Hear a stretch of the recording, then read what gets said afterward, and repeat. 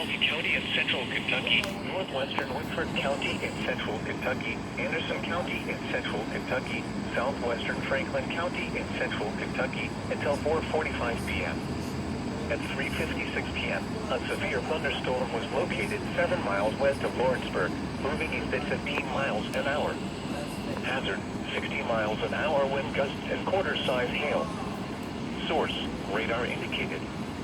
Impact, hail damage to vehicles is expected. Expect wind damage to roofs, siding, and trees. Not expected. Locations impacted include Frankfort, Lawrenceburg, Wayside, G, Anderson City, Bertie, Glensboro, Farmdale, Evanston, and Tyrone.